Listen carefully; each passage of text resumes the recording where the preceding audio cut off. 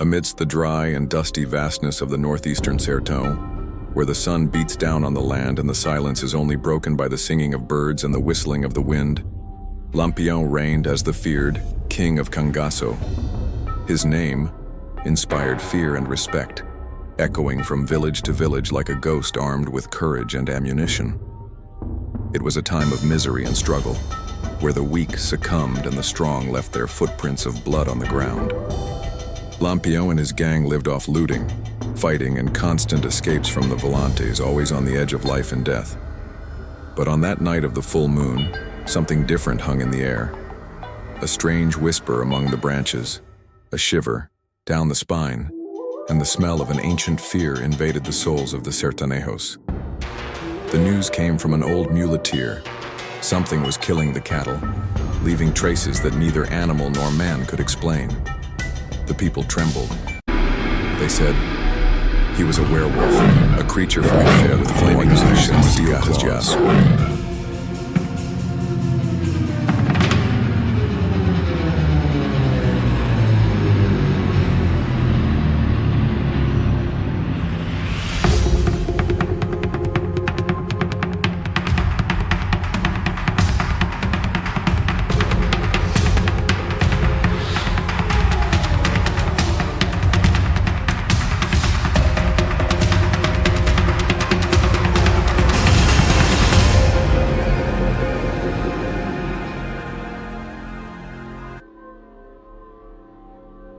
Lampião, suspicious of ghost stories, laughed when he heard the reports.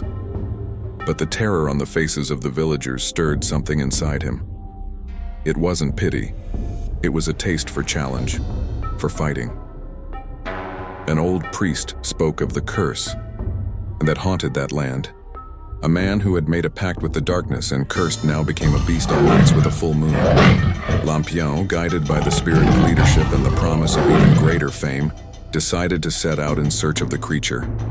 With him, his faithful band, men who had faced gunmen and soldiers, but never anything that wasn't human. The objective was clear: eliminate the monster and survive. But deep down, Lampião knew that this time, the enemy was not made of common flesh. He was made of legend, of terror, of everything that not even the bravest bandit dared to face head-on.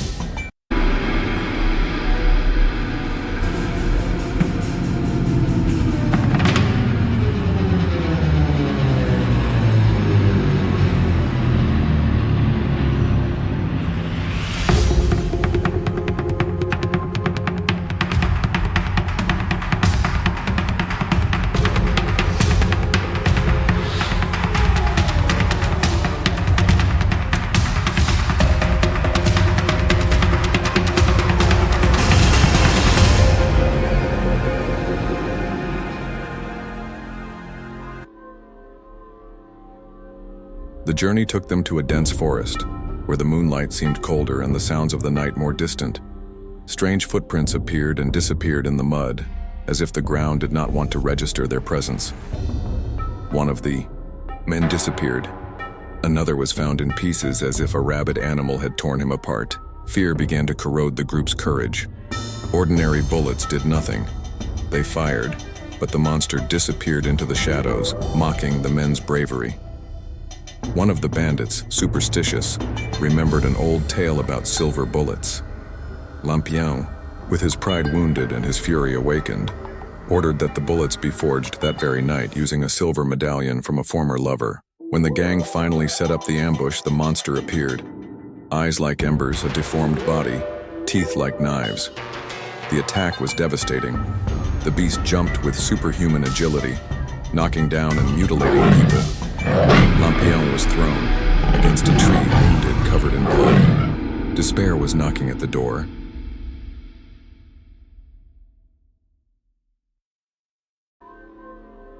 With the pack nearly decimated and the werewolf getting closer, Lampião had to make a decision: retreat and lose everything, or fight with what was left. Even though he was wounded, he got up, carrying the last silver bullet.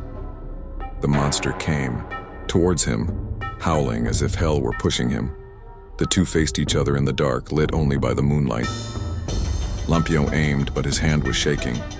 The fear he had never felt before now paralyzed him. At the last second, he remembered his father, his painful childhood, his promise to never back down from anything again. He pulled the trigger. A bang, a deep silence, and the beast's body fell. Little by little, the fur disappeared. The claws retracted, and there lay an old man, the same one who had been seen wandering the village years before. The creature, now defeated, revealed the weight of a soul that carried a cursed burden.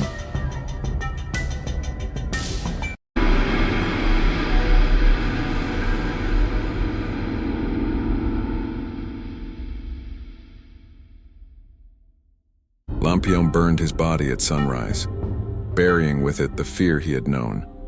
Back in the village, he was received with reverence, but he did not smile. The victory tasted like loss. The lesson was engraved. Not every enemy has a familiar face, and not every battle is won with courage and gunpowder. Sometimes it takes faith, resistance, and the recognition that evil can live even in the most forgotten corners of the earth. And so, Lampião returned to the road with a darker, more distant look. He now knew that the Sertão is not made up only of bandits and soldiers, but also of legends that breathe in the darkness. If you liked this chilling story, don't forget to like it, share it with your friends, and subscribe to the Karagam Sertaneja channel. This really helps our work to continue bringing you legends and stories from our Sertão that chill your spine. Until the next full moon night.